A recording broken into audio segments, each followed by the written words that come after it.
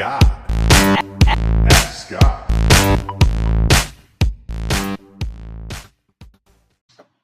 Hi, Scott. This is Julie. Thanks for your podcast. It's awesome. Learning so much from you, and I appreciate your generosity. My question tonight is, can you dive a little deeper on the process of naming your products? Is it just straightforward where, you research keywords and create names? Or am I missing something in this process? Do I have to get it trademarked? What is your standard process for naming your products? Thanks so much. Hey, Julie, thanks so much for the question. And I got to be honest, we don't have a lot of women submitting questions. So women listeners out there, come on, submit your questions. We want to answer yours too. Anyway, Julie, thank you so much for the question. And yeah, I'll definitely answer this question for you. I don't really think, it depends. Okay. It depends on if you're doing multiple brands, but once you have a brand and you're rolling out multiple products, then you're really just going to use the one name.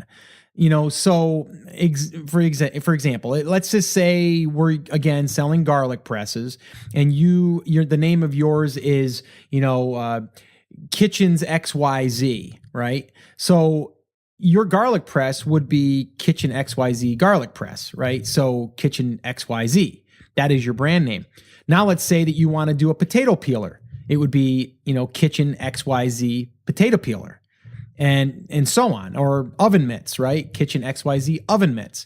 So once you find your brand and you settle on that brand name, everything will be branded with that name. Now, you bring up some good points about trademarks and all of that stuff. You definitely want to do, your own research. And if you feel as though you may be infringing, then you probably want to contact an attorney or go through LegalZoom. The problem with this is it definitely will slow down the process. So an easy way usually to do this is to come up with something unique in a sense to where it's almost like, it's Kitchens, but yet it's almost like Google, right? Or Yahoo or any of those things, right?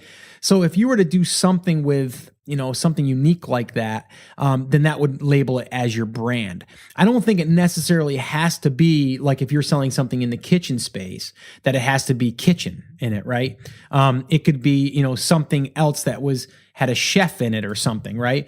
Even though chef something could be trademarked.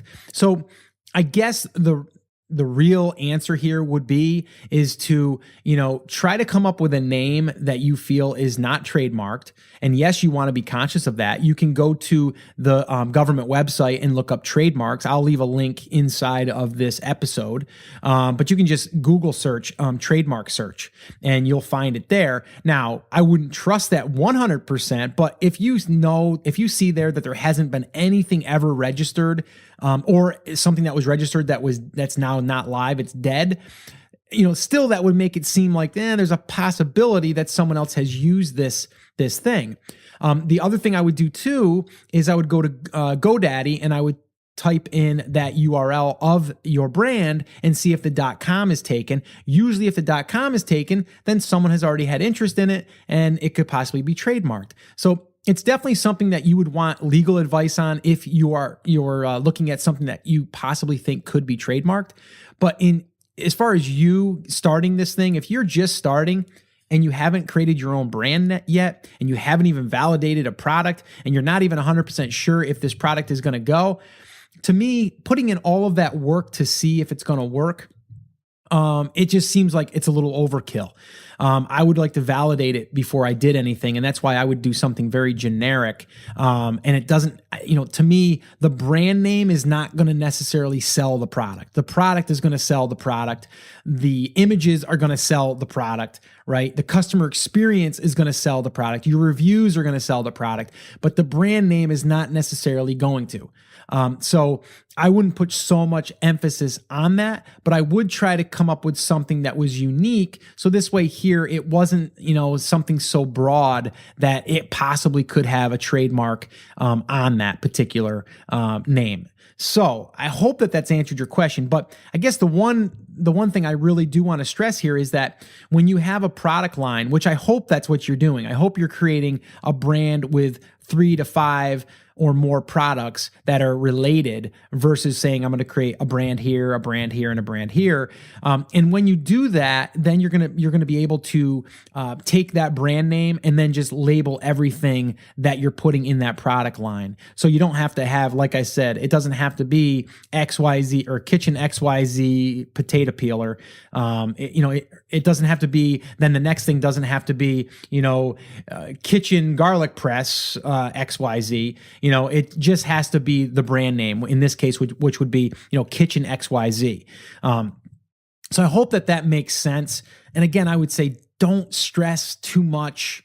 Don't put so much into the name as much. That's just me again. I like to get things to market as quick as possible, validate it, and then worry about all of that stuff. I know a lot of people get hung up even with brand registry and all of that stuff. I think it's a lot of time and a lot of work to worry about all of these little things before you even know if it's going to be a go. So that's just my opinion, and that's just my take because I'm very impatient and I like to get results like yesterday. So that's just me. But that's what I would recommend you if obviously if we were sitting down together having this conversation, which we are. So thank you for that.